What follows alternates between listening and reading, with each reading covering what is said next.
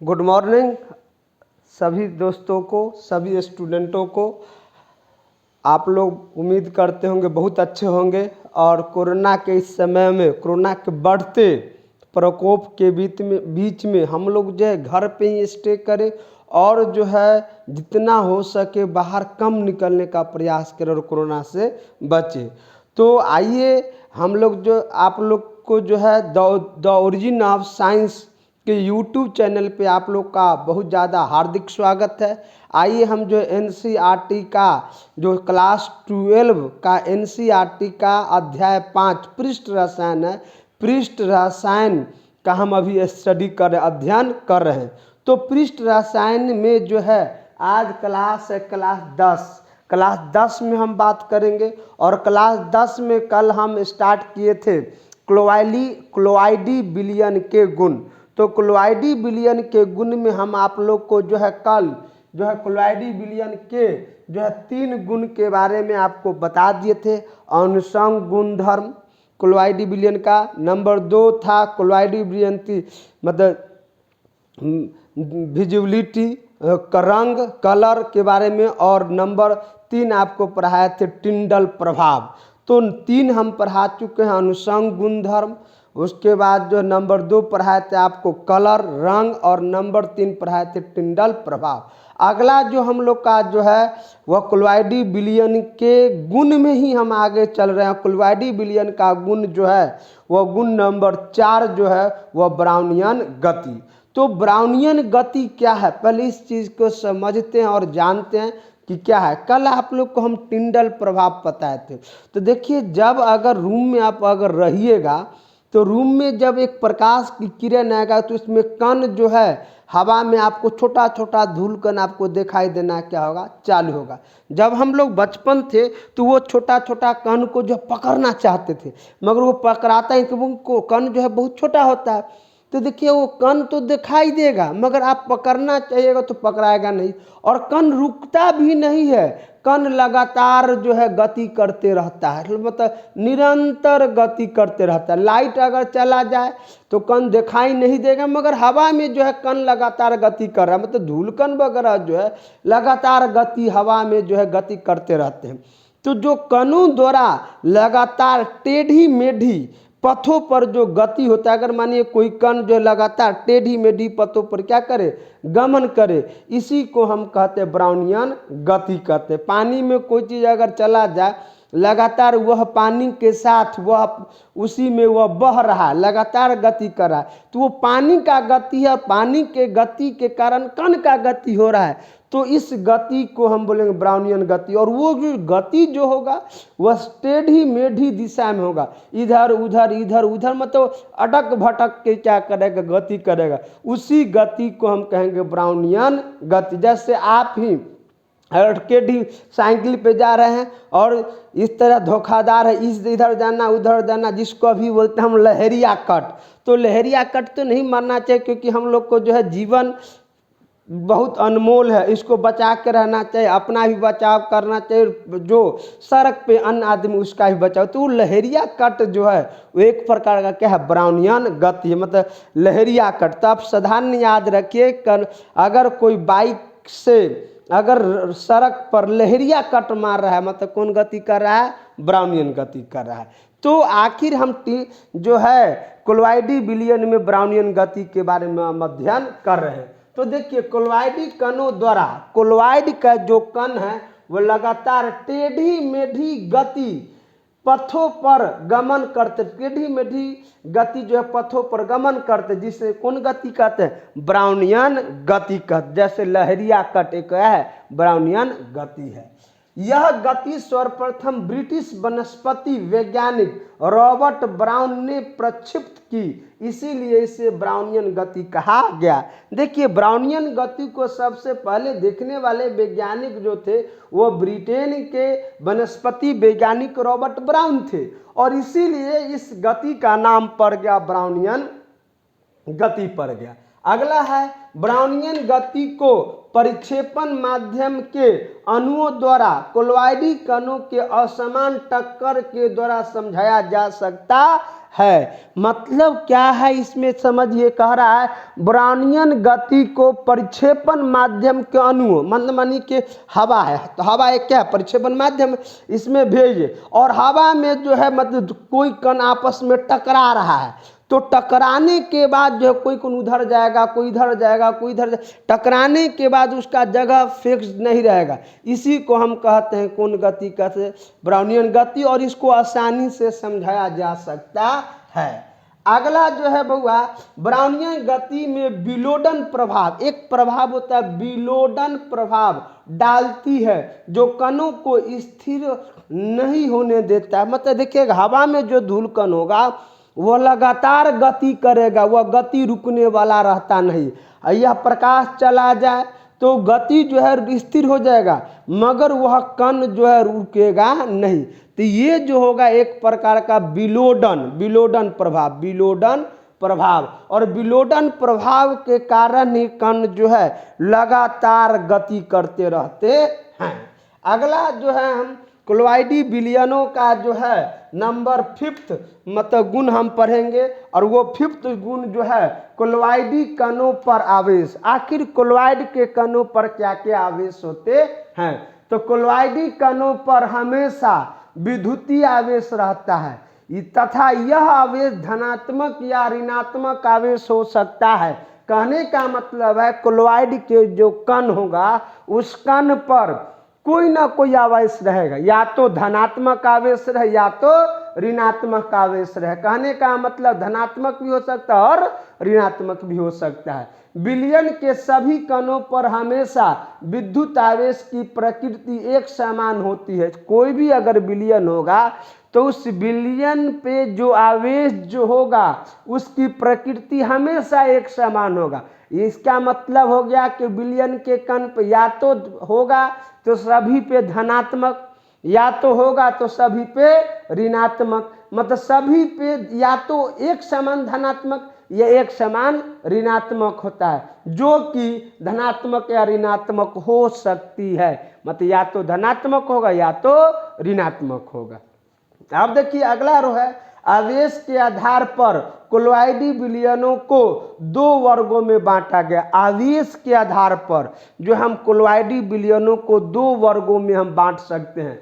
Number A जो है धनात्मक आवेशित सॉल, मतलब धनात्मक आवेश, उसमें जो है धनात्मक कण आवेश होगा इसलिए इसका नाम पड़ेगा धनात्मक आवेशित सॉल। और नंबर 2 होगा ऋणात्मक, नंबर बी ऋणात्मक आवेशित सॉल। तो आवेश के आधार पर कोलॉइडी विलयन को 2 वर्गों में बांटे, धनात्मक आवेशित सॉल और ऋणात्मक आवेशित सॉल। आगे जो हम पढ़ेंगे धनात्मक आवेशित सॉल और ऋणात्मक आवेशित सॉल के बीच में अंतर। चलिए दोस्तों आइए अब हम जो है धनात्मक आवेशित सॉल और ऋणात्मक आवेशित सॉल को अलग अलग न पढ़ के हम एक अंतर के रूप में पढ़ते हैं। अंतर पढ़ने के ये फायदा होगा कि हमको बहुत दिनों तक याद या आसानी से याद रखने में हमको क्या होगा बेनिफिट होगा। तो इधर धनात्मक आवेशित सॉल, इधर ऋणात्मक आवेशित सॉल। पहला अंतर क्या है, सभी धात्विक हाइड्रोक्साइड, मतलब जितना भी धात्विक हाइड्रोक्साइड पर धनात्मक आवेश होता है, जितना भी आप धात्विक हाइड्रो ऑक्साइड देखते हैं, चाहे लिथियम का हाइड्रोक्साइड या सोडियम का हाइड्रोक्साइड या एल्युमिनियम का हाइड्रोक्साइड, सभी धात्विक हाइड्रो ऑक्साइड पे कौन आवेश होता है, धनात्मक आवेश होता है। या ऑक्साइड हो, ऑक्साइड हाइड्रेट, ऑक्साइड हाइड्रेट भी धनात्मक आवेश होता है। देखिए Al2O3 इंटू XH2O, CrO3.XH2O तथा Fe2O3.XH2O, ये भी धनात्मक आवेशित क्या होता है, सॉल होता है। उसके बाद धनात्मक धात्विक सल्फाइड, जितना भी धात्विक सल्फाइड है, धात्विक सल्फाइड जैसे AS2S3, Sb2S3, CDS इत्यादि, ये सब जो है ऋणात्मक आवेशित क्या है, सॉल है। तो धात्विक हाइड्रोक्साइड धनात्मक आवेशित सॉल और धात्विक सल्फाइड ऋणात्मक आवेशित सॉल्ट। अब दूसरा अंतर है क्षारीय रंजक। जितना भी क्षारीय रंजक है, क्षारीय रंजक पदार्थ जैसे methylene blue sol, methylene blue sol जो है एक क्षारीय रंजक है और एक प्रकार का धनात्मक आवेशित क्या है, सॉल है। अम्लीय रंजक पदार्थ, अम्लीय रंजक पदार्थ जैसे AU, gold, silver, copper, platinum इत्यादि जो होगा, अम्लीय रंजक जो होगा वह ऋणात्मक आवेशित क्या होगा, सॉल होगा। नंबर 3, अम्लीय माध्यम में प्रोटीन। अगर प्रोटीन अम्लीय माध्यम में है तो वह धनात्मक आवेशित सॉल होगा। अगर क्षारीय माध्यम में प्रोटीन, अगर प्रोटीन क्षारीय माध्यम में है तो ऋणात्मक आवेशित क्या होगा, सॉल होगा। नंबर 4 हीमोग्लोबिन, रक्त। हम लोग के जो रक्त है उस रक्त में हीमोग्लोबिन होता है और हीमोग्लोबिन में एक धातु होता है, वह धातु कौन है, आयरन धातु है। तो हीमोग्लोबिन जो रक्त में है एक प्रकार का धनात्मक आवेशित क्या है, सॉल है। जबकि स्टार्च जो आलू, कार्बोहाइड्रेट, स्टार्च, गोंद, जिलेटिन, मृतिका मतलब क्ले, कीचड़, चारकोल इत्यादि के सॉल जो है वह ऋणात्मक आवेशित क्या है, सॉल है, ऋणात्मक आवेशित सॉल। तो ये आप अंतर के थ्रू धनात्मक आवेशित सॉल और ऋणात्मक आवेशित सॉल को आप याद करके ध्यान देके रखिए। अगला हेडिंग जो है वैद्युत गतिज विभव, वैद्युत गतिज विभव। वैद्युत गतिज विभव कहने का मतलब इलेक्ट्रोकाइनेटिक पोटेंशियल। वैद्युत गतिज विभव अंग्रेजी में इलेक्ट्रोकाइनेटिक पोटेंशियल, और इसी को बोलते हैं गीटा विभव, अंग्रेजी में गेटा पोटेंशियल, गीटा पोटेंशियल। इसके बाद इसी के रिलेटेड मतलब जो आवेश के रिलेटेड ही टॉपिक है, तो इसका भी अध्ययन हम जो आगे हम कर रहे हैं।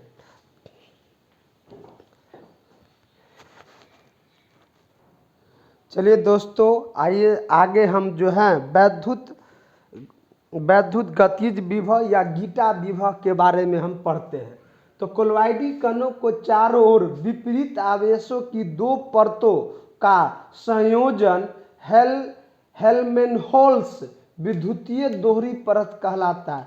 कहने का मतलब है कोलॉइडी कणों के बाहर में दो विपरीत मत आवेश का एक परत बन जाता। जैसे देखिए AlOH के हॉल थराइस, ये कोलॉइडी कण है, और इस कोलॉइडी कण के बाहर में पहले एक धनात्मक परत बन गया और उसके बाहर में एक ऋणात्मक परत बन गया। तो कितने आवेश का परत होगा, दो, एक धनात्मक एक क्या हो गया, ऋणात्मक।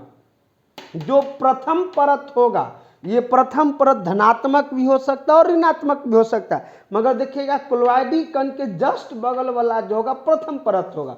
तो प्रथम परत दृढ़ता पूर्वक बंधी, ये मतलब कहने का मतलब है ये कोलॉइडी कणों से मतलब मजबूती के साथ बंधा रहता है, दृढ़ता पूर्वक बंधा हुआ रहता है, जिसको हम कहते हैं स्थिर परत। कौन परत कहते हैं, स्थिर परत कहते हैं। तो आपको पूछ सकता है ऑब्जेक्टिव, तो कोलॉइडी कणों पर प्रथम परत को क्या कहा जाता है, तो स्थिर परत कहा जाता है। और जैसे उसके बाद प्रथम परत के बाद वाला होगा द्वितीय परत, और द्वितीय परत गतिशील होगा। गतिशील का कहने का मतलब ये चारों पट्टी ऋणात्मक यह चक्कर लगाते, धनात्मक के चारों पट्टी ऋणात्मक चक्कर लगाते रहते। वैसे ही जैसे परमाणु में जो है, परमाणु के केंद्र में धन आवेश प्रोटॉन होते हैं और इलेक्ट्रॉन नाभिक के चारों ओर चक्कर लगाते रहते, वैसे ही यहाँ पे धनात्मक के चारों पट्टी ऋणात्मक परत जो है चक्कर लगाते रहते हैं, जिसको बोलते हैं गतिशील परत। और गतिशील परत होता है